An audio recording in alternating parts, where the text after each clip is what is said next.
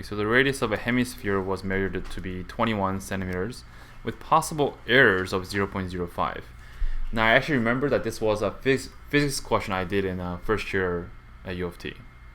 Okay, so we actually had to measure. They had this like a bowl, this metal bowl that was huge. Okay, and we had our instruments to measure this. Okay, but if you look at a meter stick or other instruments, right? They're marked with these ticks, but these ticks themselves have certain thickness, right?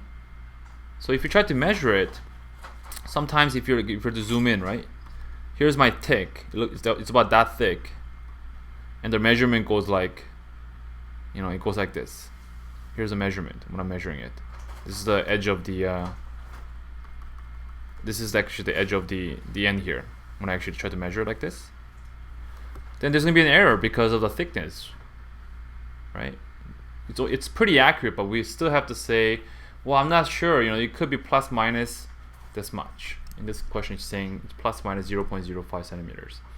Using this instrument and with my eyes, I can measure more accurately than that. Okay. So having that error, having that uncertainty, right? How much error does it create on the volume? That's the question.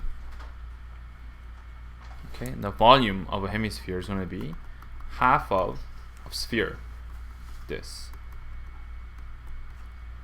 So volume is 2 over 3 pi r cubed. Okay, and we're looking for the error in the volume, which is this. Okay, error in the volume when error in the radius is the following. The change in the radius is 0.05. So we need the derivative of v respect to r. So that's dv over dr, and it's going to be 2 pi r squared. Excellent. Okay, so we know this, that the delta v can be approximated with 2 pi r squared times by the delta r. Okay, and we can do this because this error is quite small. Okay, and r was given to be 21 centimeters squared, 0.05. So look, this small error in the radius measurement causes this much uncertainty in the volume. That's what this conclusion is. Okay, so there's another thing called relative error. Relative error. So sometimes it's confusing. Well, is that a big error? Well, let's actually compare it with the actual volume. So relative error is a change in the volume divided by the volume. So that's the relative error. 138 approximately divided by almost 20,000. So that's the relative error.